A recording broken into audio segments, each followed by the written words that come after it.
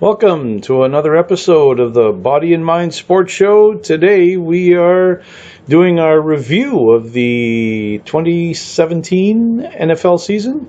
2017-18, I guess. Yes, it was an interesting year. There was some good, there was some bad. Yeah, there was a little everything. Yeah, we had a nice grab bag. This show will be a football only, so all you pigskin fans, you're in for a treat. NFL Week 17, we'll review that. We'll also be looking at the upcoming 4 wildcard games this weekend. And, of course, we'll be having various other topics, like our fight of the night will be John Gruden, his an impending comeback to Oakland. One of us is very excited about that. You can take a guess which. My hands are not clapping, by the way. Bring back Chucky! And then we'll also finish it up with an epic and suck of the week. So let's get this football show on the road. Body, welcome to the show. Glad to be back. It's been a while. It has been a while. It almost feels like a John Gruden in the booth layoff from coaching. It's been a while. It's been Merry Christmas and Happy New Year. Oh, yes. This is our gift to you. Oh, man, it's the best gift I got this year, if it stands. Right now, I feel like a guy waiting on an extended replay call, just hoping the Raiders don't choke the bit on this. We'll be getting to that. If you haven't heard, the potential return of Chucky to good old Oakland. Well, let's start with Week 17 and see what we thought of our smorgasbord of games. Which, oddly enough, is also your Tumblr. It's just Sports Smorgasbord. I haven't done anything there in a while, but one of my rare New Year's resolutions, I wouldn't even say it's a resolution. I'm not a resolution guy, but I do plan on doing some rating there this year. There you go. So check out Sports Smorgasbord on Tumblr. So let's start with Week 17. Our first game we're going to look at is Washington and the New York Gigantes. What do we think? Well, I guess the big question is this game was kind of irrelevant, but the talk is Dave Gettleman is the new GM in New York, and he wants to go with Eli next year, but he hasn't ruled out drafting a quarterback. I think Eli could play another year or two, but it's not a bad idea to draft a young quarterback behind him, depending where things fall in the draft. Really, you get Beckham back next year, you got to build that offensive line. If you can build that offensive line and running game, and you have that idiot known as McAdoofus out of there as coach, you just get a good, respectable football coach. They can make a run next year. True. And get Eli Apple to cancer out. And with Washington, the question, is it really a sure thing that Kirk Cousins is going back to Washington?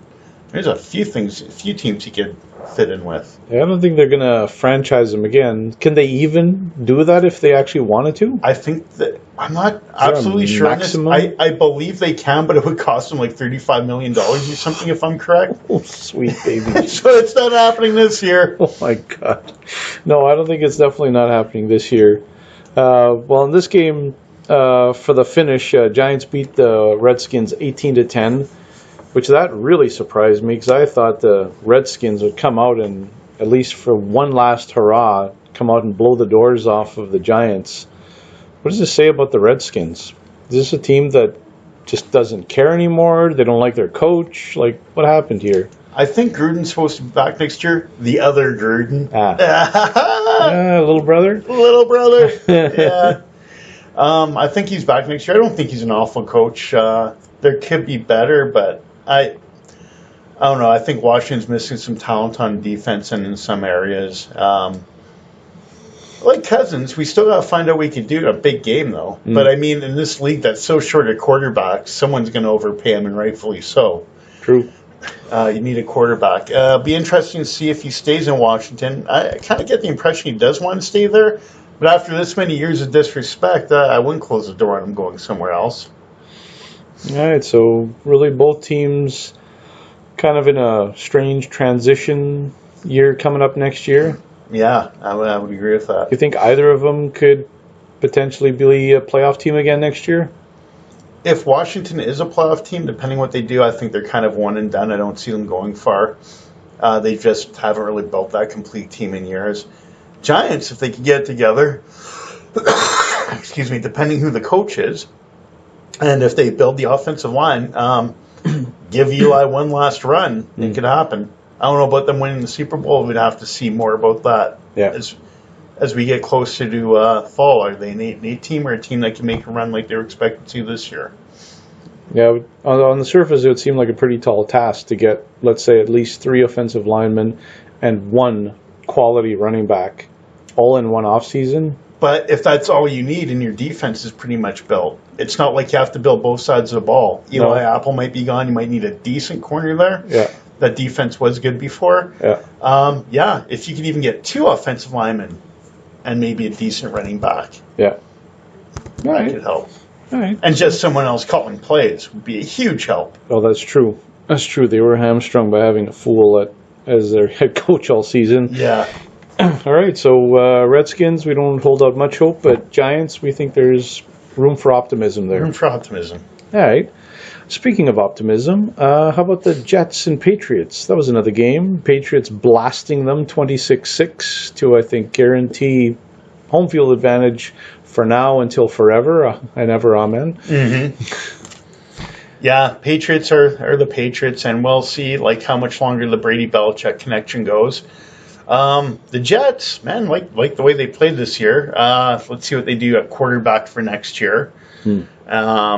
Yeah, there's a chance to go up. I don't know about playoffs for them next year, but there should be improvement. But we'll see how they draft in the offseason. Because this year it seemed like the beginning of the season that they were going down a kind of a scorched earth. They were the team I was counting on to go 0-16 to win that bet for me. You and many others. I just bet, any team, the Jets will do it for me. No, it was Cleveland. Yeah, I thought that for sure Cleveland, the Jets, and 49ers, those were 3 that I had great confidence in going 0-16. I thought all of them are going to go 0-16. Well, I thought the Giants the 49ers could win a couple. That was before Garoppolo, but I thought they could win a couple. And as for Cleveland, I didn't think he could be that bad or even worse for a second straight year.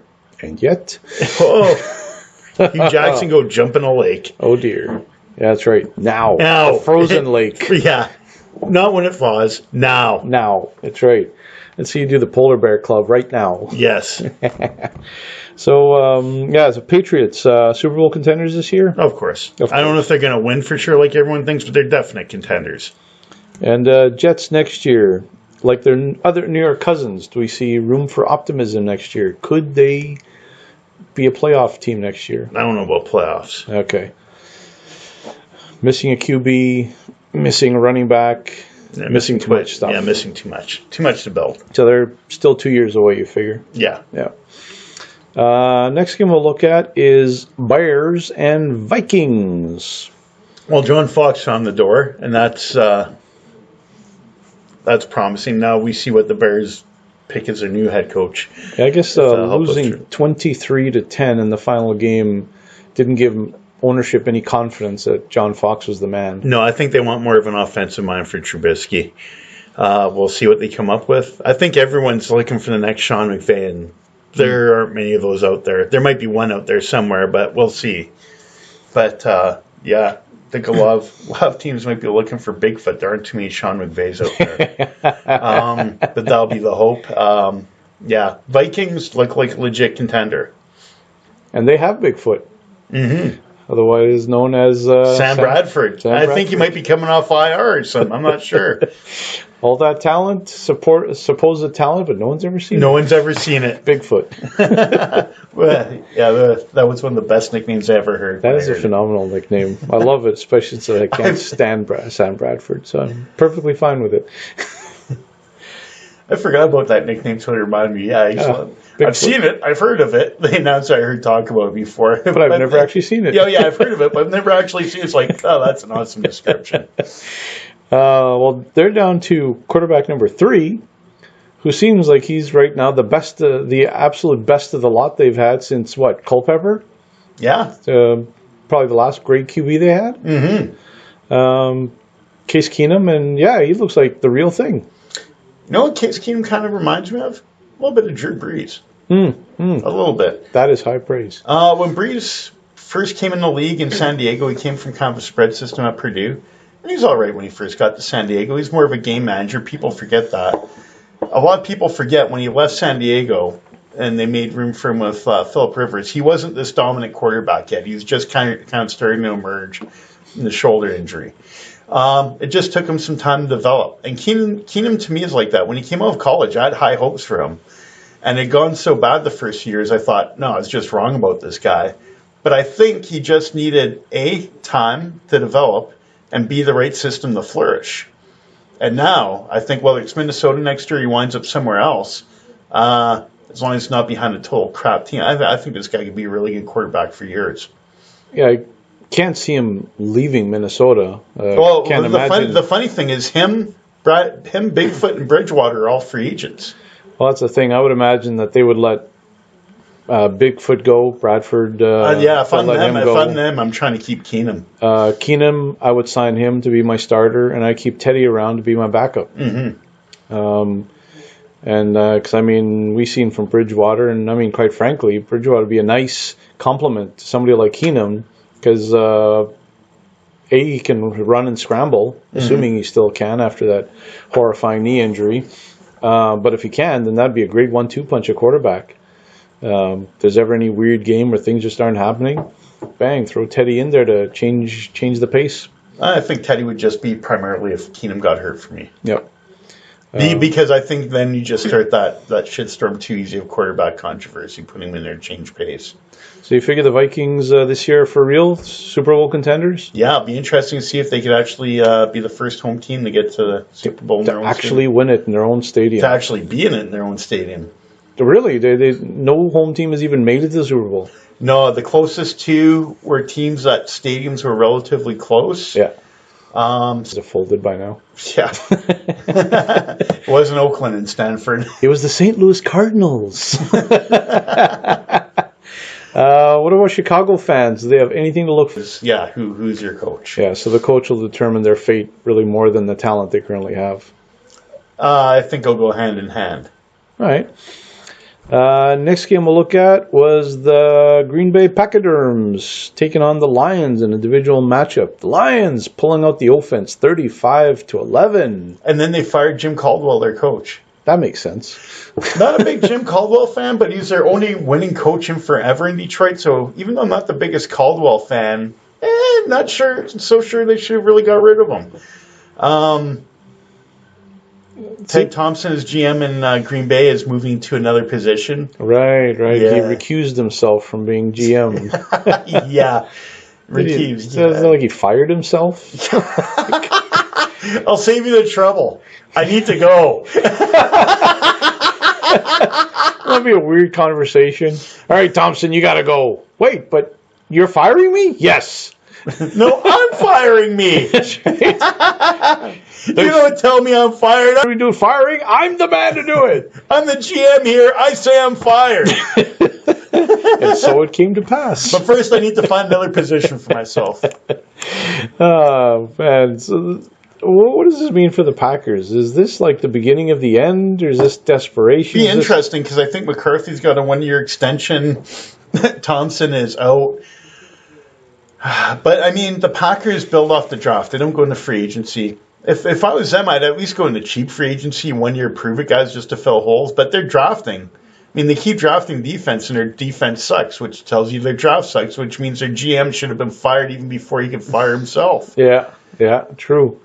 Yeah, I think, the last significant free agent... and Dom Capers, the defensive coordinator, is gone now, too. So it was like the last significant free agent was like Reggie White? Yes. Is that the last one, really? And Julius Peppers was kind of, but their last big one was Reggie White. Yeah, I think that's the only one I can ever think of any significance. Charles Woodson. Was Woodson a trade or was he a free agent? I can't remember. That I can't remember. Yeah, so it's true. Yeah, the free agency has not been a big thing. So yeah, maybe they should. I would think they should change their ways on that because, quite frankly, you got Rodgers there. Window's closing. Man. That's the thing. Window's closing. That boy can't go on forever, although... Especially with the way he plays. Well, and having like a significant injury like he just suffered this season, that's the kind of injury that's going to destroy a career and end it way too early. Well, he's hurt both collarbones now. in his career. There you go. And I think a lot of it's the way he plays, which is what makes him successful. Yeah. This isn't Tom Brady hanging in the pocket. Yeah. He's not going until he's 45, and I doubt he's even going until he's 40. That window is not for long. Go and get some people. Yeah, I would think right now, definitely for me anyway, their biggest needs definitely seem like an actual credible running back. Oh, yeah. And then obviously a couple of defensive holes to plug up. Though their running game got going late in the year of necessity. Right. And when they won their last Super Bowl, that year they didn't have great running backs. They had Starks, and I can't remember who it might have been at the time. But they ran the ball a lot. They had a lot of balance and ran it decently. That's all they need of their running game. So I think they could do with their running game now as long as they don't go away from it. The defense. Yeah. Whoa, does that defense need to be shored up? Yeah. In the secondary and depth in general all across it. And a pass rusher. Clay Matthews, he's been banged up. You think he's decent, but I don't think he's good enough to be your top pass rusher anymore. Well, he definitely needs help. He needs help, yeah. He's help. He's definitely not like a one-man gang. No, I like him. I like Mike Daniels. There was a couple other good players, but they need like an impact player up there. Yeah. They need one there, and they need one in the secondary. So we should be looking at the Packers to draft high in the defense in the upcoming draft. And maybe more successfully since Thompson fired himself. Same issue with Detroit here. I mean, quite frankly, I think part of the reason they fired Caldwell is because, again, Matthew Stafford window, that they're worried about it. I mean, he's still a young guy, but they're worried about it potentially closing. Yeah, and the other thing, too, even though I just stood up for Caldwell, is, and I don't know if this is a Caldwell or Stafford thing, they don't really beat good teams. Detroit's really made their living beating bad teams, so maybe there is something to be said there for Caldwell. And then the window closing thing. Yeah, and I think given the fact that they're 9-7, it's like, yeah, they had a winning season, but I mean, Matthew Stafford is the highest paid player in the league. I mean, also, I'm sure, too, it's like, how much did the fact that Megatron retired because the Lions are so bad that he just did not foresee any reason to go out there and punish his body any further in a losing cause. Detroit's the only team this happens to. And it's happened twice, because the same thing with Barry Sanders. That's right. That's right. You have these generational talents, and they're just done. That they retire far too early because they're so sick of being pounded into dust for no light at the end of that tunnel. Yeah. And they got some weapons in Detroit. They got Tate. They got Marvin Jones Jr. Yep. They need a running back. Oh, they badly need a running back. I mean, literally since Barry Sanders, they have not had a running back. No. Which I find amazing. How, with so many great running backs coming out of college every season, how does any NFL team not have a great running back? That's the Seahawks. Yeah, like that just blows my mind apart how that even happens. Because you have other teams that'll have like half a dozen of them. You have more than they know what to do with. Yeah. Patriots. Well, they're sitting people. Well, I always think of, good old Kansas City is always a team. They always have running backs. They always have running backs. Always. It just doesn't matter. This is even before Andy Reid. It doesn't even matter who's coaching there. There's running backs in KC. Yeah, it doesn't matter. It's like Christian Okoye. Okay, we got him. I was like, oh, no, he's done. Okay, fine. How about Grandmama? Larry Johnson. Get Larry Johnson. How about Priest Holmes? Oh, Larry Johnson's no good. Okay, get rid of him. Oh, how about Priest Holmes guy? That guy's not bad. Oh, he's no good anymore. Okay, how about Jamal Charles? He's done now. Kareem Hunt. Yeah, it's like, so there's a team, Kansas City, every year they always have, and it's a great running back. Yeah. It's never like, and it's never someone you see coming either. No, it's never a serviceable guy. No, it's the guy who leads the NFL in rushing. No, but at the start of the year, before this guy makes his debut, except for Larry Johnson, was the only one. It's like, you don't see it coming. All of a sudden, hey, look at this Kareem Hunt kid. Hey, look at Priest Holmes. He was sharing time in Baltimore. Hey, look at... They just find these guys. Yeah. So it's amazing. And yet there's the team like Detroit that literally since Barry Sanders, nothing. No running backs. So, yeah, running back and then a new coach, see if he can somehow spark this team to actually start beating up on good teams rather than just the dregs of society. Yes. Speaking of dregs of society. Oh, they're all over the league this year. Houston and Indianapolis. The Colts crushed the lowly Texans 22-13 in their final game to give each team a 4-12 record. Between the two of them, they had 8 wins, enough to be a 500 team. Enough to be a 500 team. You know, with the Colts, Andrew Luck should be back next year, but it's like, obviously, earlier in the year I brought up what's the difference, but then they never really won again after that. So they're definitely a better team with Luck, but he needs help. Whoa, does he need help? And, yeah, I don't have faith in Indy to get it for him. As for Does Indy have anything like? Because really, on offense, I mean, they got Gore as their main running back, but and they had this other kid, Marlon Mack, who played pretty well too. yeah, because you figure next year he can be the lead back. I think so. I don't know much about his workload ability in that. You need more depth at running back, anyways. And we know O-line, meh. Oh, they need to build that. That's why Luck's the way he is in the first place. Exactly. So there's no O-line. And that defense. Oh, man. That defense. It's awful. That's the thing. For years, they at least had Jeff Saturday on one side, and they had Bob Sanders on the other side. Mm-hmm. Well, there's no Bob Sanders no more. Well, the one thing back then, they have Mathis and Freeney coming off the edge, too. That's true. They had Freeney. That's true. Yeah, Freeney and Mathis. Yeah, they ain't there no more. No. So, like, is there anything on defense in Indianapolis that could even be a starting point? No. Nothing. No. So this is a team, even with Andrew Luck. Like, is Luck going to retire early because he doesn't want to get beaten up?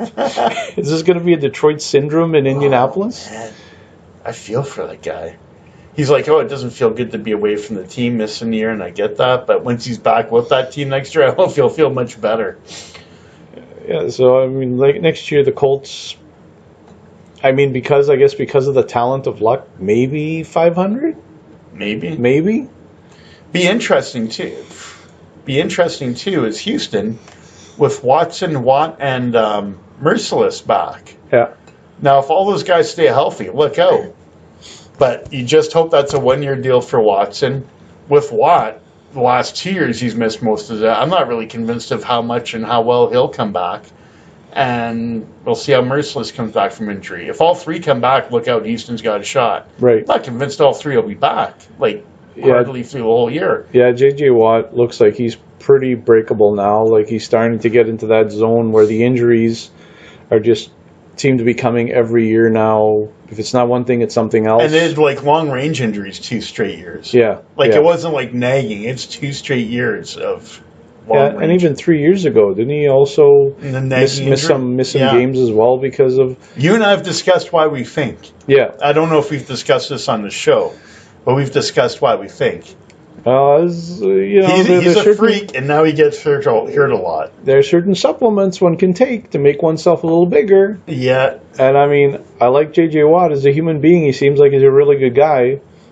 But that combination of freakishness and injuries, it's hard not to think that. You got to start to wonder if the steroids are playing an issue here, because that is one of the side effects of prolonged usage. Mm-hmm. Is that your body just becomes physically too large than like your bones can handle. And we don't know for sure this is what's happening, but for us it's kind of hard not to at least cross our minds. Yeah, I mean, given the fact that he is like just an obscenely gigantic human being. I mean, we're talking like pro wrestler status here with J.J. Watt. And the fact that the injuries are creeping up like far too frequently, and he's a young guy. Mm-hmm. Like, he's nowhere near 30, I don't think. So I mean, you got a young guy who literally is in his prime, like entering his prime, and yet he's becoming so incredibly injury prone. And I say, you got to start wondering. No, I agree with you. Now, Houston, if those defensive guys come back, and if Deshaun Watson also comes back fully healthy, all of a sudden, is this like a playoff contender? Yeah, they're a Super Bowl contender if they're all back and healthy. Mm-hmm. Because they're scoring 40 a game with Watson in there. Yeah. So Watt's 28. 28, there you go. So he's literally in his prime right now. Yeah. So it was like, maybe it's not the case, but he started to get a little suspicious. Yeah. And he's not the only one, friends. No. In the National Football League, he's far from the only There are one. many, many more out there that I think are strong candidates. Well played. Strong candidate. Strong candidates. So yeah, To say the least. So we see if all the healthy bodies come back, we see Houston with hope. Mm-hmm. Indianapolis doesn't really matter. No. Speaking of not mattering, Cleveland, they tried to end their losing streak. My first ever futures bet. A team went 0-16. Yes, friends, the Cleveland Browns played against the Steelers practice team and still lost 28-24. No Roethlisberger. No Brown.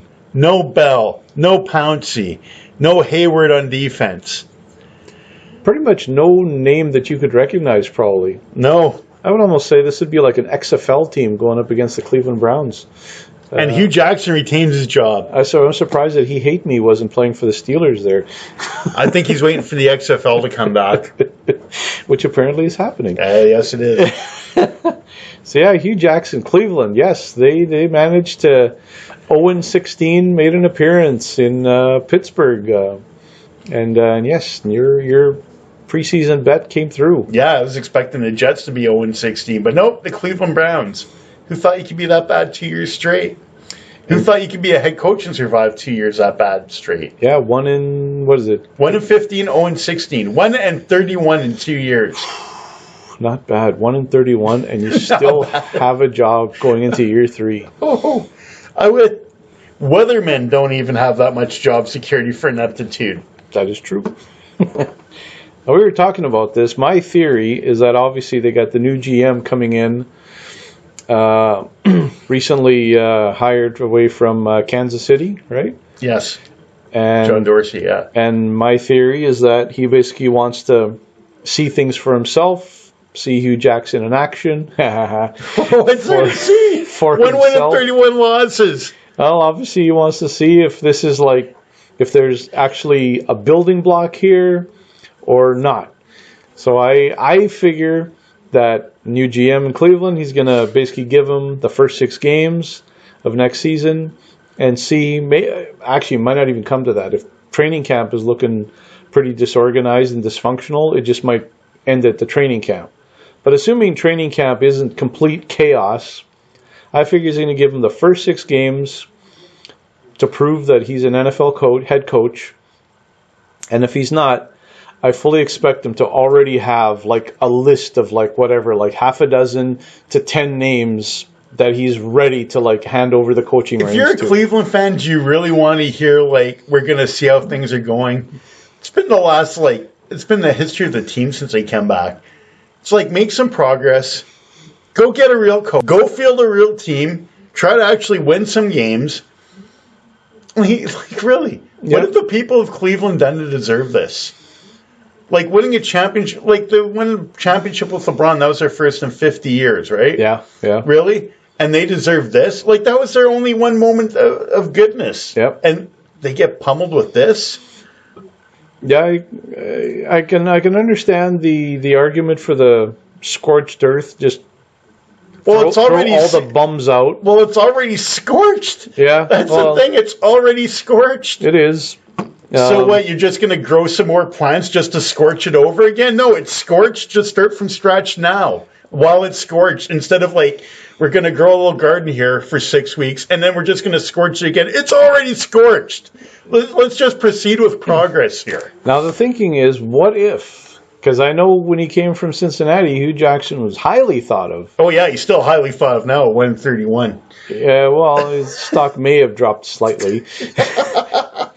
But I know The market is no longer bullish on him. But he was, unlike Bitcoin. Boom. Hugh Jackson is the anti-Bitcoin. But I know coming out of Cincinnati, people were very excited about him. There's a lot of teams that wanted him as head coach. It was seen as a bit of a coup for Cleveland to convince him to come over. So obviously, you know, the new GM, he wants to see exactly if the madness is as bad as it looks. And at least he, if nothing else, he'll be able to say at ownership, hey, I gave this guy a shot. but he's just got to go. 1-31 was his shot. Stability. Well, they're going to get stability. They're going to get stability, all right, when they start the year 0-6. But on the other side, the Steelers, they're stable. Yeah. Super Bowl this year. Ooh. Well, Antonio Brown should be coming back. I wouldn't rule him out. They played New England pretty close that one game. Mm-hmm. They're not my pick, but I wouldn't rule them out. All right, yeah. Well, they're strong team, so yeah, that'll be a good game.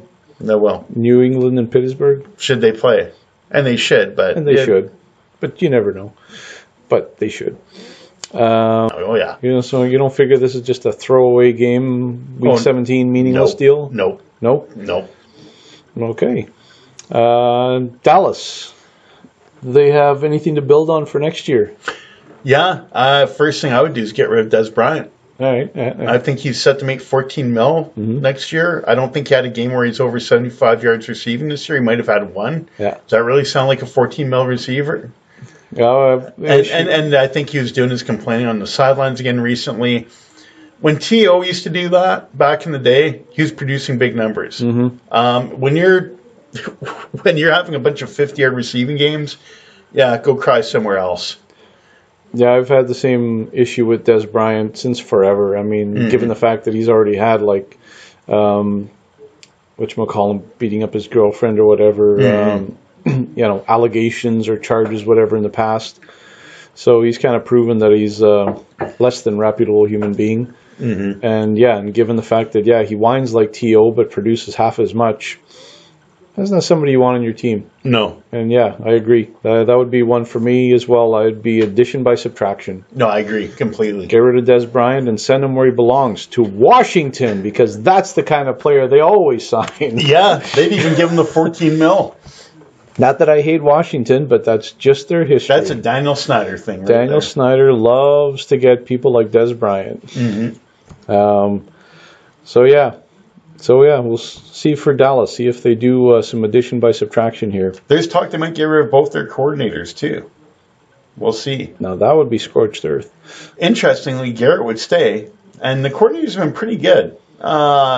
They didn't. I mean, Lanahan came off under fire for not running the ball enough at times this year, but I think he's a pretty good coordinator. And the interesting one is Rod Marinelli. Bad head coach in Detroit, but he's always been a good defensive coach. And really, I don't think Dallas has a ton of defensive talent. I think Marinelli's done about as well as he can there. So I really think they'd be making a mistake if they get rid of those coordinators. All right, so really with Dallas, we'll see where the coaching goes in the offseason. There, it depends who they replace those guys with if they get rid of them. If they stick with the coaching, it's just a question of beefing up the defense. Up the talent a bit, yeah. Beefing up the defense and maybe receiver in that too. Yeah, definitely a receiver. Philadelphia, will they be a contender again next year?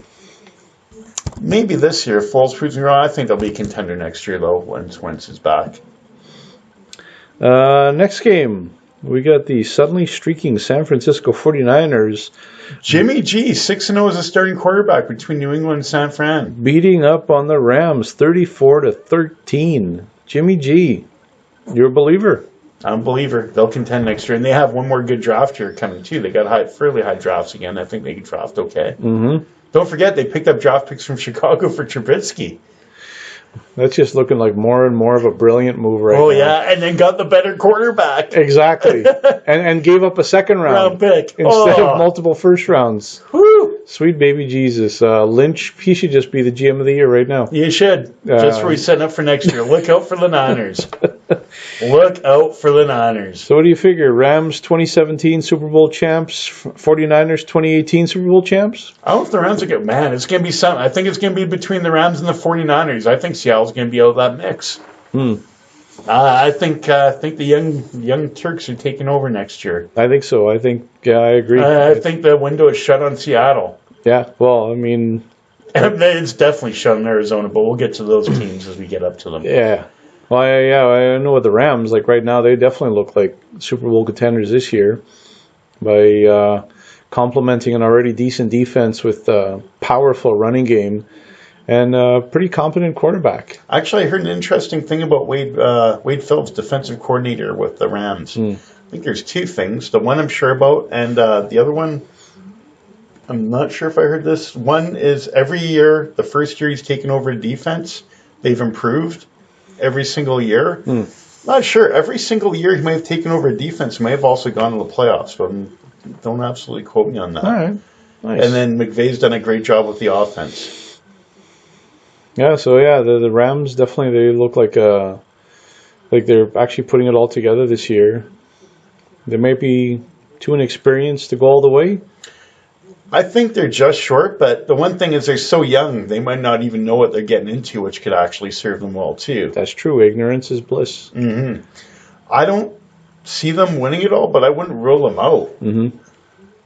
And actually, they've been a far better road team. So if they get through this week, they've only been 500 at home. They're 7-1 on the road. Yeah. And even though teams think of them more as passing with Gurley there, they could take that running game and defense in the cold weather. I don't blame them, because right now the Rams are playing in basically the worst stadium in the NFL. So yeah, when you get on the road and you see some shiny, pretty new stadiums instead of dumpy old LA Coliseum. Looks like it's like patched together by Band-Aids and, and masking tape. Like, it's a bad. All right. So 49ers fans, there's hope for next year. Yeah. Speaking of hope, Raiders and the Chargers, they finished off their season. Chargers crushing the Raiders 30-10. Well, that'll be interesting. I think the Clippers should move back to San Diego, but they'll probably be stubborn about this. Be interesting to see what happens with them next year.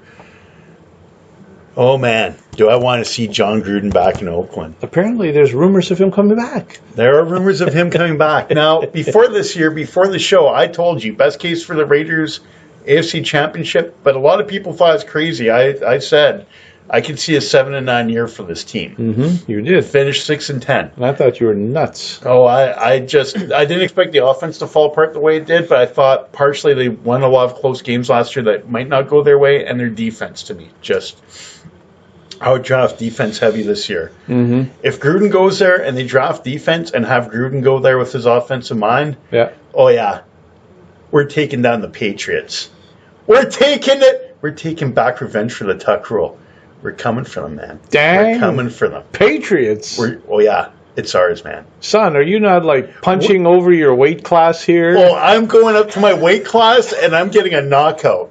I think that's punching above your weight class. The Patriots. Hey, the Patriots' reign started with the Tuck rule game. I'm going to get a thermometer. It's going to end with a battered old Tom Brady lying on the ground. I think losing to the Raiders next year. It'll be Chucky's revenge, man. Chucky's revenge. We're coming.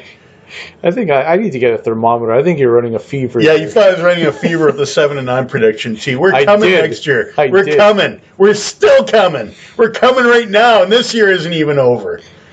We will be discussing the John Gruden potential hiring. Oh, man, I hope it happens. We have some thoughts about that one. Oh, I got some thoughts on this. We're back. The silver and black are back. That's right. All right. Let's see if it happens. Next game, we got Kansas City and Denver. Another classic barn burner, 27-24 for the Chiefs. The Chiefs. Going into the playoffs on a high, on a positive. Well, yeah, they're back to scoring points again. Can't rule them out. The offense picked it up again once Andy Reid turned over play calling duties. And they've actually gone back to running the ball, which has set up the downfield passing game. You know, funny, even during that slump, everyone criticized Alex Smith. Yet at one point, he was the leading passer in passer rating. I don't know if that remained. And he was the second leading quarterback in fantasy stats this year. He was. Wow. Pretty amazing for a guy everyone was trying to get rid of partway during the year. And the crazy thing about Alex Smith, that I'm not sure how many people actually realize this, but he is actually quite an excellent running quarterback. He is. He was quite an excellent runner in college. So, I mean, the Chiefs, legitimate chance. I'm not convinced to hold them in there. All right. So, yeah, so we got them as like dark horses in this year's playoffs. Yeah. Denver, despite a pitiful season, they're not firing their coach. They need a quarterback, though. Oh, they need a quarterback and still build that offensive line. They have no quarterback. They're keeping Bill Musgrave, a good offensive mind who the Raiders shouldn't have got rid of. Yeah. Kirk Cousins, maybe? Okay. All right. There we go. Tony Romo out of retirement? Nah. No? No, I love Romo in the booth, and I just think, no, I wouldn't go for him out of the booth with his injury history a year off. Right. Is there any other potential QB out there that could Denver could entice somehow? I guess not. Unless Minnesota fails to resign Keenum? That would be a mistake by Minnesota. Oh, there you go. Bigfoot. Sam Bradford to Denver. Yeah. Oh, that'd be a mistake. That sounds almost like a match made, I wouldn't say in heaven, but a match. It's made somewhere. Match not even made on Match.com. Well, Denver is desperate. After that, I don't know, maybe draft? There's some quarterbacks coming out this year. Yeah. The quarterbacks coming out this year, are they decently high quality? I think Josh Rosen may be high quality. Mm-hmm. He's already said he won't go to Cleveland. Yeah. Sam Darnold, I think, should stay another year in college. I don't know what he's decided yet. Everyone's high on this kid Allen out of Wyoming, but I think he'll need to sit and develop. Baker Mayfield is the interesting one because I think he has NFL ability, but he might be like Keenum where he has to develop first. So it'll be interesting. Right. See. So really, that's the big need for the Broncos in the offseason is somehow, some way, find a quarterback. Yeah. Because other than that, this team, at least their defense, was good enough to contend. Mm-hmm. So who knows? Maybe the quarterback, they can find their confidence and will once again, and hope. Mm-hmm. Speaking of hope and hopelessness, New Orleans and Tampa Bay. Saints losing to the Buccaneers, 31-24, saving the Buccaneers their coach's job. Yeah, I'm not sure his job should have been saved. And I really don't think their defensive coordinator's job should be saved. I don't know about the Bucs next year. New Orleans, be interesting, going into the playoffs. Drew Brees with a running game behind him. That defense has been better. They've been kind of off and on, but they've been decent. Mm-hmm. Another dark horse, really. Yep. Yeah. And the dual-headed running attack, too, in Kamara and Ingram, that's amazing. Yeah, incredible. It's been more about that than it has been about Breeze. Well, that's the thing, especially since at the beginning of the season, everybody thought it was going to be Adrian Peterson. Yeah. He was going to be teaming up with Ingram. Nope. Kamara. AP is pretty much a forgotten man, actually, right now. Mm-hmm. So you got the young guy there with Ingram and, kicking names. Be interesting to see what happens with Peterson next year because David Johnson comes back in Arizona. Mm-hmm. And just the whole thing there. So, he stay in zone? Does he end up somewhere else, or is he actually done in the league? Because he had a couple of good weeks and a few weeks where he's invisible. Yeah. I would think it would be a good idea to keep him there. Just insurance policy and short yardage. Yeah. Plus, you could line up Johnson at receiver at times too. That's right. It's pure insurance policy, especially Johnson with that crushingly horrifying injury. Mm-hmm. So there's no sense taking a chance because after a big injury like that, sure you could come back and be fully healed and never suffer again, but you never know. So having a guy like Peterson, if he's willing to do the backup role, I think it'd be a win for Arizona if they convince him that. Mm-hmm. Quite frankly, Arizona, it's a nice place to live. I'd live there. I've heard good things about it. It's very nice. Tampa Bay, I don't know, Winston, ever since he did the finger-sucking thing, I got nothing. See, there was rumors... I don't think there's any hope for there was rumors at one point of Gruden going to Tampa, and a guy like Gruden being the leader I think he could have been good for Winston. But I think you need that exceptional head coach leader with him, and Cutter to me isn't it, and I don't know if that guy's out there. Yeah, after I saw him sucking his own fingers, that was kind of a turning point for me too. In an attempt to inspire his teammates. Eat the W. Who eat the W. Who all looked... disgusted? Like, disgusted and confused at the same time. Like, it's like revulsion was a bigger... emotion there rather than inspiration. Oh, I'd agree, yeah. So I don't know. I after his rookie season, I had actually great hope for Jameis Winston. But boy, after seeing him eat the W, he's right back down to square zero. Yeah. Funny, his college career was like that too. Great college year, first year, and then the second year, the RKO fumble, if you've seen that online, which was kind of a microcosm of his season. It's pretty. Same thing in the NFL. Great first year, second year. Yeah, just a disaster. So we'll see what the third year has in store. Yeah, lots of question marks in Tampa Bay. A team that came into the season with so much hope and expectation and fell flat on their face. 5-11 record. Really, I don't know how Cutter's surviving. Yeah, I don't either. That's obviously stability. Well, they'll be a stable 5-11 next year too. So congratulations, Tampa. Speaking of stability, Buffalo and Miami. One team sort of kind of stable, the other sort of kind of not. Yeah. Well, Bills, 18 years in the making. Man, considering they're supposed to be hot garbage this year, congratulations. Nobody circles the wagons like the Buffalo Bills. Yeah, exactly. And did it even after the Darius trade, after the Peterman start, which was a disaster and should have been the complete fall-off of their year there. Interesting to see if Shady McCoy plays this week against Jacksonville. He's hurt, but that'll be a big thing. But congratulations to them. And so here's go. They're at least on the right track anyways. Well, congratulations to the people of Buffalo, because I think they definitely deserved some hope and happiness. Because the Bills have been horrifyingly bad, and the Sabres have been horrifyingly bad for at least a decade. Well, if it wasn't for the World Juniors this year, they wouldn't have ever seen some good hockey in Buffalo. Exactly. So, Miami, anything for this team? Is there any reason for optimism next season for Miami? Tannehill's back from injury next year. I don't know if that's really much to be optimistic about. I'm not a big Tannehill fan. Jay Cutler, that worked out. Matt Moore didn't do much when he came in. And they don't look like they improved much. Yeah, nothing with Miami. This is the same old thing. Maybe if they make a playoff run, they're like a one-and-done team if they get exceptionally hot by their standards and sneak in the back door. Yeah.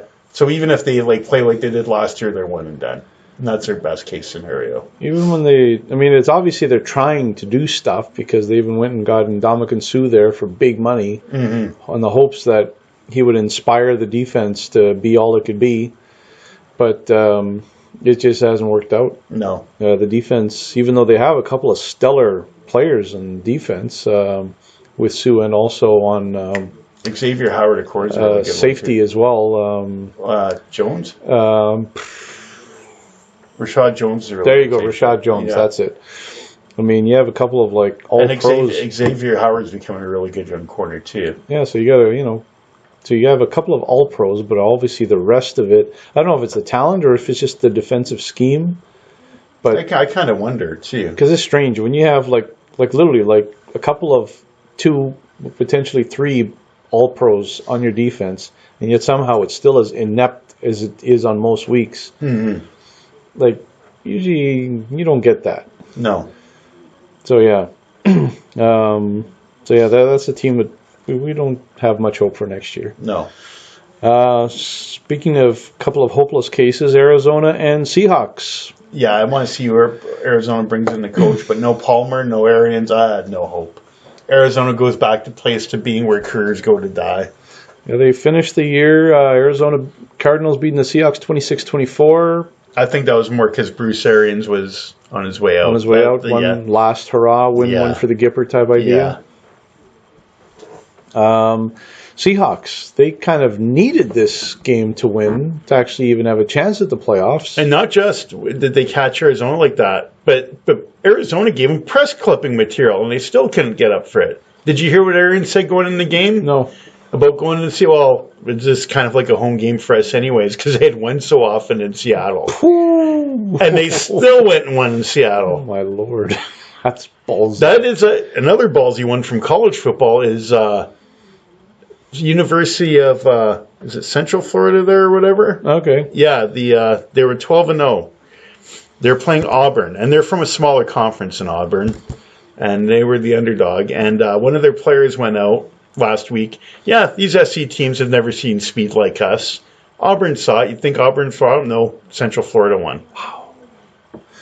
See, sometimes that's exactly what your team needs, even though people are afraid of bulletin board material.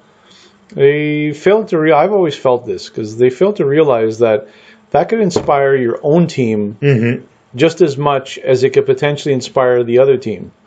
Because your own players, I mean, I know for me, if I saw one of my teammates or my coach making a crazy statement like that, like, to me, that's a sign of supreme confidence, and even like a touch of arrogance, which you need. Yeah. If you're actually going to go win, and especially win in a big place like that, like a big game like that, yeah, you need to have a bit of swagger and give yourself some extra oomph, So yeah, I love the idea, love the trash, and yeah, they backed it up. So next year, both Seahawks Cardinals, Seahawks Cardinals are both. What's going on with them? Do either of them make the playoffs? I don't think Seattle does. They didn't make it this year. I don't know how. I know those guys come back from injuries next year, but Chancellor's another guy getting hurt every year. Yep. We'll see how Sherman bounces back. Seattle, if they can fix their offensive line, but how long have they been fixing it unsuccessfully now? How long have they failed to get a running back now? Yeah. How long is it going to be before you finally get Russell Wilson killed back there? And I don't know. Like, I made my Pete Carroll observation a few weeks ago, and apparently he came out this week and said, no, I'm too young to retire. But I don't know. When you see him refuting that, you sometimes wonder. I think I don't know. I think the Seahawks, they might be one of those teams that fight for a playoff spot next year, but I don't think they're getting one. And then the Cards are just done. Yeah. Cards are just finished. Yeah, I agree that with the Cards. And yeah, in the Seahawks, where we've talked about other teams where they have quarterbacks whose windows are starting to close. For the Seahawks, I think it's a case of their defense. Their incredible Legion of Boom defense, that window is now closed. Well, that's injury starting to happen and a lot of salary tied up in that. Yeah. Two teams that I think are on the way up. Panthers and Falcons. They played this week. Falcons winning 22-10 to secure the last playoff spot. What do we think of these two teams going into the playoffs here? Well, we don't know what we get from Cam week after week. When it's good, look out. When it's bad, look out the other way. Look out. The Falcons aren't as good as they were last year, but they're winning, and people are still talking about how they don't look as good as last year, but they're winning, and they're dangerous. And both teams are dangerous just because when you look at Carolina, when you don't know what you're getting from Cam week after week, and that defense is good. So these are two. I mean, everyone talks about Philadelphia, Minnesota in the NFC, but I'm not so convinced about Philadelphia. But just about everyone else is a contender. There's Minnesota, there's the Rams, there's New Orleans. You can't rule out Atlanta. And Carolina, to me, isn't good enough to get to the Super Bowl, but they're good enough to knock off someone who's good enough to get to the Super Bowl. And they are getting some injured pieces back, like Greg Olsen. Is now back after missing the vast majority of the season. Yes. So that's a big weapon that they can suddenly add once again. But yeah, it's there's two crazy teams because with the Panthers, like I say, getting some big players back, but Falcons, they've been playing like their old selves all of a sudden in the last month or so to make this look like they were completely out of any playoff contention, and yet here they are. You know what? A few years ago, when the Giants won their first Super Bowl with Eli, they went in extremely cold, but then they got hot. They had that one game. Now, Atlanta is actually going in hot. It's different, but the thing is, everyone's talking about Atlanta the same way everyone talked about the Giants. No one gave the Giants a chance, and even though Atlanta's hot, I'm hearing everyone talk down about Atlanta. That's true. And it's like, that's a good point. They seem like the type of team that can sneak by everyone and get back.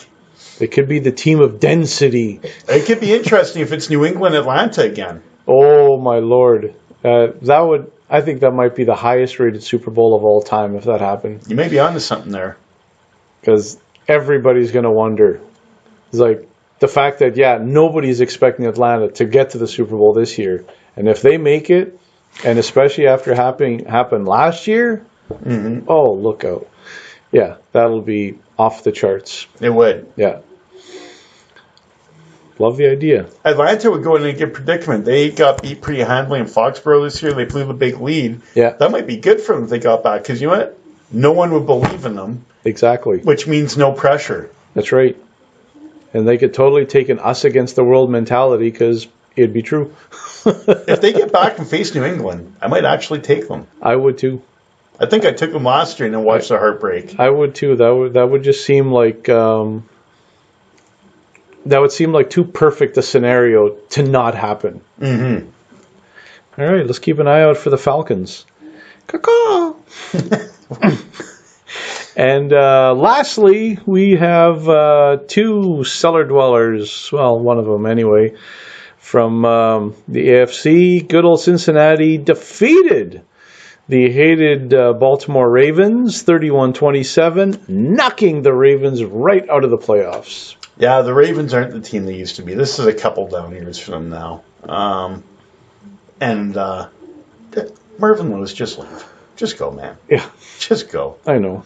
Just go. I'm glad you said it because I'm tired of saying it. And Andy Dalton join him. Yeah, I'm glad you said it because I'm tired of saying that too. I watched that comeback. I was waiting to see if Dalton was going to throw a ball away on fourth down or not. Oh, I'm surprised he didn't. Yeah,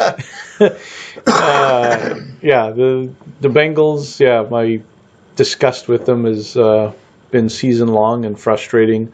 The Ravens. This is a team that I have actually been championing for most of the season because they've been like a sneaky good team all year. Mm-hmm. Like when you think they're out, all of a sudden they'll put a 2-game win streak together and suddenly they'll be back in playoff contention. They'll be looking like a good team and threatening that the old, Ravens is coming back. Mm-hmm. And I thought this was a guarantee win for the Ravens this past weekend. I thought the Bengals was the free bingo spot. The free bingo spot? I like that. I like that analogy. And I, more than anyone, I think, was shocked, to see that the Bengals actually beat the Ravens. I think this is a case of the Ravens failed more than Cincinnati did anything to win this. I'd agree. Baltimore losing this game proved they're not a playoff team. Yep. You can't beat the Bengals to get in. You don't deserve to be in. You don't deserve to be in. Nope, exactly right. So, yeah, both teams, they definitely look like they're on the downslide for next season for sure anyway. Well, actually, I don't even know if the Bengals or if the Ravens are downslide or even worse, if they're just on a long road of mediocrity. Yeah, that could be. They have a team that's just good enough to be 8-8. Yeah. They get to be Jeff Fisher. Yeah, they'll be the team version of Jeff Fisher. The Jeff Fisher team. So that is our review of all teams in the NFL. The review of the last week of the season. Right now, we'll go into our fight of the night, which has to do with good old John Gruden and his potential comeback to the Oakland Raiders. Oh, man. I'm so pumped about this. Body Ring the bell! thinks this is a good idea. So, Body, take it away. Well, I think this is a phenomenal idea. John Gruden, excellent offensive mind. Some people would argue that he's been away from the game, but he hasn't been away from the game. He's still been doing commentary. So he's been sticking with stuff. He's probably been talking to coaches when they've been preparing for games as he prepares to do them. And a few years ago, a guy by the name of Dick Vermeil had been in the booth for, I think, about 14 years. And he talked about how when he was commentating, he had talked to coaches and picked up little bits from that. So I think, watching games in that, Gruden's picked up a little extra of some run-pass option and things like that. But he has his own beliefs on the way things should be done. He's a great offensive mind. I think he'll be great with Derek Carr. And there's talk, I think, Rich Gannon be coming with him, too, to run that old offense. One of the things a lot of people don't realize about Gruden, because you talk about the pass offense, but the thing that fell apart when he left Oakland was the running game. There was one year when under Gruden, they were first overall in running with Tyrone Wheatley and Charlie Garner. So he will actually go back to balance. And once he left there, that running game fell apart. So he understands the importance of running games. So give me Chucky with beast mode and Carr and Cooper and Crabtree and friends and draft defense, and here come the Raiders. And here's the other thing. Uh-huh. When the Patriots started their dynasty, it started with the tuck rule. Uh-huh. Bullshit. Tuck rule. A garbage call. Never seen it before in my life. All of a sudden, that one Saturday night, division playoffs, sitting in my chair. I wanted to throw my chair, I wanted to throw my TV, I wanted to throw my cat at the TV. Oh, man, I was so mad. Now, Brady and Belichick are near the end of the line with this whole thing. Next year, Brady will be 1 year older. Wouldn't it be sweet irony if it's Gruden and the Raiders that end the whole Patriot dynasty? All right. I like the idea. Go Chucky! I like the whole fairy tale of this all. It sounds very nice. However, John Gruden has been out of football for 10 years. And I don't care how much commentating you do. I love playing Madden NFL football on my PlayStation. Doesn't mean that I'm good enough to coach in the NFL. No matter how much Madden I play every day and study all the plays. It's one thing to be on the side, to be away from the game and watching it, It's another to actually be in there every day, day after day, breaking down film, talking to your coaches, being at practice, and devoting the ridiculous amount of hours that NFL coaches devote to, like psychopaths, quite frankly. Yeah, but he was the worst of the psychopaths for it. That won't be a problem for him. Exactly. He left that crazy 16-hour-a-day lifestyle to have a nice, cushy job where he works maybe, he works for sure 3.5 hours every week, and then outside of that, maybe another hour total. So you're talking about 4 hours a week of work compared to, 16 a day, so like 100 hours a week. Yeah. He needs more. I don't think he's got that same drive anymore. Well, I think he does. After sitting in a nice, comfy couch and having like Gruden's Warriors and all that fun stuff. You ever watch him with the young quarterbacks every year at the draft? Yeah, you can tell the coaching bug's still there. I'm going to run this play, blah, blah. What is it? Tell me what it is. No, he wants to come back. Yeah, we'll see how the coaching... I don't think he'll be long range, but I think he'll be back for a few years. We'll see how the coaching bug hits when all of a sudden that first week of practice and the first month of sleepless nights is going. We'll see how much it is. Plus, the NFL is a much different game now than when he left it. Yeah, and he's still been around it, watching it every day. Yeah, but he hasn't been coaching it. So all his old tactics and everything, he's going to have to pretty much relearn the whole coaching thing and develop whatever his ideas develop for the modern game. I think he will. All right. I'm not a believer. I'll see it when I believe it when I see it. Believe it now. Just like when I told you the Raiders are going to stumble this year, they'll be back with Chucky next year. Loving it. As long as they don't mess up trying to hire him. Oh, yeah, Gruden back in Oakland. All right. You're hoping for the original Chucky coming back. I'm saying it's going to be one of the lame duck sequels that came after the original awesome film. I'm saying Super Bowl run. And I'm saying Slurpee run. I'll get that while I'm celebrating the Super Bowl. And that is our fight of the night. John Gruden. Body says he's a force for good. A force for greatness. An absolute force of greatness. And I say he's a force for disappointment. Disappointment to all those who doubt the Raider Nation. In Chucky we trust. All right. So, you can vote for who you think won this fight of the night. Chucky! That's right.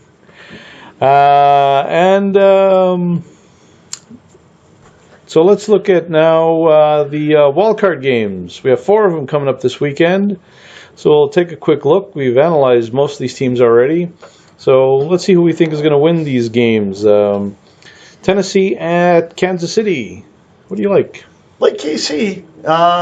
Don't write off Tennessee, though. They play a defensive scheme similar to Pittsburgh, which does give Kansas City some trouble. But I think at the end of the day, I don't have much faith in Mariota. I do worry about Kansas City stopping the run, but I think they could do enough and score enough. I like them in this game. Yep, full agreement there. Like KC at home. Yeah, that alone is worth points. Yeah. The evening game on Saturday should be a good one. Atlanta at the Rams. Man, I like the Rams here, but don't underestimate the Falcons. That's the one possible upset pick of the weekend. I believe the Falcons are 6.5-point dogs, and if there is an upset pick this weekend, that might be it there. With our analysis of Atlanta earlier, I am now convinced. You have convinced me that Atlanta is the team of density this year. Yeah, that game could go either way. That's gonna be an awesome game. I think that their Giants-like run is for real. They are getting hot at the right time. The young Rams, they're good. They're up and coming. But I think the Falcons are on a mission. They're on a mission of revenge. Especially since everyone counted them out. Exactly. Nobody believes in them. Probably even half of their fans don't believe them anymore either. Mm-hmm. So this is the time. This is the season. I believe in Atlanta. Sunday matches. We have Buffalo at Jacksonville, America's team. Man, that's interesting. I love that Jacksonville defense. A lot of it will be the Shady McCoy play for Buffalo. What are we going to get from Buffalo? Are we going to get the happy to be there after 18 years Buffalo that's just happy to be there and gets beat? Or the team that just, no one expects us to be here. We're playing with house money and Jacksonville might be tight. Mm-hmm. That game, that's a hard one to peg. I like Jacksonville there, but And Bortles has kind of regressed again the last 2 weeks. Yeah, he played well, but he's looking like the Bortles that everyone kind of feared. I know. I'm 50-50 on this game. If we had made this pick, if this game was, we were picking this like, I don't know, 2-3 weeks ago, I would have said Jacksonville. Cover the spread and everything. Exactly, no doubt. Give me a 14-point spread, doesn't matter. Yeah, but now, I'll take an edge on Jacksonville, but this, it's hard to say how this one's going to turn out. Yeah, this one, right now, the way Jacksonville's been going, I don't know why, but I have this sneaky suspicion that Buffalo is actually going to pull this one out. That's possible. The team just seemed to be, like, going into this past weekend, they had a 12% chance of even making the playoffs. And they got in. Like, two other teams ahead of them had, like, I think it was like of the three teams, I think it was them, the Chargers, and the Ravens. And the Ravens, I think, had like a 59% chance to get in. This is another team with density, just not a team that get as far. That's the thing. Density for an upset, though. That's the thing. It's like, I think you're talking about before, a team that's good enough to upset a good team. I think that's what the Bills are. They feel like the team that is primed to upset somebody. And I have a feeling they're going to pull off the upset in Another thing I want to see, too, is I saw Cam Robinson was out at left tackle for Jacksonville last week. I don't know how long he's been out. And, man, they missed him because there was pressure coming off Bortles from that side. So I want to see if he's back this week, too. Yeah. So, yeah, this is almost a pick 'em, but I'm going with Buffalo on this one. Jacksonville's heavily favored, but I can see it going either way. And the last match should be a dandy. Carolina at New Orleans. Yeah, I like New Orleans there, but don't write off Carolina. What Cam did you get this week? Yeah, and true. I think a lot of that comes down to that. I think that the Saints defense, they've shown enough growth this year, enough improvement, that I think especially early on, if they can start frustrating Cam, Cam is a guy that can get frustrated. I want to see how healthy they are, too, because they've had a lot of injuries the last few weeks. So I don't know how many guys are back. Right. But, yeah, I agree with you. Cam can't get frustrated. So that's the thing. If the defense can start to frustrate him, then look out. New Orleans offense, not an issue. They got great running game. We know they have a great passing game. I think New Orleans will win this one. I agree, but I wouldn't write off Carolina. Yep. Yeah, Carolina. Yeah, they're a good, capable team. And definitely this and the Atlanta Rams. I think that is like two super close matchups of like four exceptionally good teams. It's amazing how the NFC games are so much better on paper than the AFC games. Yeah, they are. Like the NFC games, like they could easily be divisional like conference, finals. Like they're that good. Whereas, the AFC, they literally look like wild card games. Okay. So, we're thinking KC, Atlanta, Buffalo, New Orleans. Maybe Jacksonville? Maybe Jacksonville. Maybe. So that's our look at the 2017 wild card games. Lastly, our epic and suck. I think we agreed on our epic like. We did. Yes, the celebrations. They're back. Oh, and they're strong this year. Hell, they're very strong. And everything from bowling to speed walking to... Even saw... To Duck Goose. Duck Goose is good. I even saw the Ravens do a Tug of war? Tug of war. Nice. Tons of impressive celebrations this year. Tug of war was actually very impressive, where you had like this small player, I think it was like a receiver or whatever, doing a tug of war against all the old linemen, and the old linemen lost. Philly in the baseball one earlier this year was great. That was fantastic. That was unbelievable. Actually, that has my vote of celebration of the year. Baseball. There was lots of awesome ones this year. It was a beautiful thing because at long last, the No Fun League finally became fun again, at least for celebrations. It did. So kudos to the NFL. Well done. Epic to the NFL for finally allowing some fun back into the league. I agree. Well done, NFL. And now for our suck. My suck is there's just way too many bad teams this year. Simple as that. This was a season in which you had some phenomenally good teams, like the Patriots, Steelers, and you could make a case for Eagles and Vikings, but there was also just far too many teams that every week you're pretty much confident that they're going to lose their game and lose handily. So teams like the Giants, the Bears, the Buccaneers, the 49ers, before they got themselves a quarterback, were very much in that mix. Cleveland, let's not forget that. In the world of patheticness. The Texans, Colts, Jets, Broncos, Dolphins. Chicago. Yeah. It just went on and on. There's so many teams in which whenever they played, you just knew they're going to lose. That's it. Mm-hmm. If they're playing a competent team, they're losing. The only chance these teams would have of getting a win is if they're in their own weight class. Yeah. So, and there were far too many teams, far too many weak teams, huge imbalance, especially in the AFC. This it's quite a surprising stat when I looked at it, but as far as the net yards, so teams with positive or negative net yards, obviously if you have negative net yards, that means you're allowing more points than you're scoring. Well, in the AFC, out of 16 teams, 10 had negative net yards. 10 teams. Only 6 had positive net yards. Well, here's something to go along with that. Tennessee's in the playoffs is minus 22 points on the year. There you go. So yeah, we have literally playoff teams like Buffalo is another one. They're in the playoffs. They're minus 57 net yards. 57. That's unbelievable. And yet they're in the playoffs. I want to see their point differential. They're 57. Yeah, the points for and against. Yeah. So we literally have just a number of teams. The NFC is slightly better. So at least we have more teams with positive net yards than negative, but it's 9-7. We have more teams that look like they belong in the playoffs. Yeah, but so the NFC, few better teams, but again, in the AFC, the teams that are bad are exceptionally bad. Well, one good thing about the NFC is you did need double-digit wins to get in the playoffs. True, that is true. Not one single digit team made it in. You had to have 10 wins or more to get in. So that is my suck.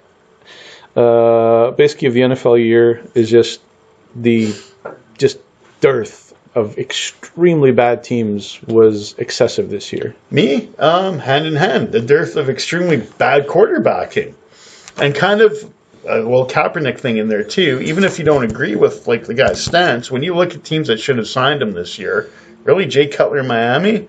I can understand why the Jets didn't, because you're kind of doing scorched earth, and it turned out better than you thought. Cleveland, really? You couldn't take a shot on that? Houston, once Watson went down, we don't want to change your offense. You already did when you put in Watson. Who else here? Denver, you're telling me that wouldn't be improvement over anything there? Let's see, who else? Kirk Hundley. In Green Bay, once Rodgers got hurt, didn't throw a single touchdown pass at home. Still like what you got in the building, Mike McCarthy.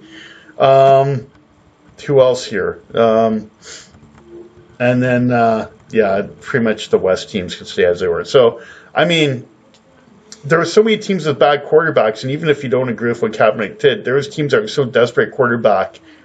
We should have done, because there's just some horrible quarterbacking on those teams. And this is also an issue we've talked about before of just the lack of quality quarterbacks coming out of the college game. Yes. That obviously the college game has changed to such a scrambling style of play for the quarterback position that it just does not relate at all to the pro game anymore. Well, it's two things. It's with the spread, so you get off a lot of the footwork and the reading because you just go these quick offenses where you don't read defenses as much. And it's also hurting offensive line play because they don't set up in his natural stance. Some of the power teams still do, but you're in these stances that just aren't NFL ready. So it's actually hurting both quarterbacks and offensive linemen. So we're hoping that in the future anyway, that maybe, I don't know, is there really any motivation for the college game to change their way at all? Because No. it's working for them. No. Because the college game is extremely popular. A lot of these college teams were started doing this because they couldn't compete with the bigger colleges. They didn't have the athletes. So, this isn't going away. Yeah. So And some of these quarterbacks can develop if given time or just develop right away anyways, but still it reduces how many do. hopefully then this is just one of these cyclical things that we're going through now, and hopefully the quality quarterbacks will start popping up into the NFL once again. Well, we'll see this year. It's supposed to be a pretty good draft class for quarterbacks, so we'll see in a few years how they rank out. All right. And that is our show. That is our NFL year in review, 2017 season in the books. And Body, thanks for another great show. Been a pleasure. Happy New Year. Happy New Year. Happy New Year, man. And thanks for all of you for listening to another edition of the Body and Mind Sports Show.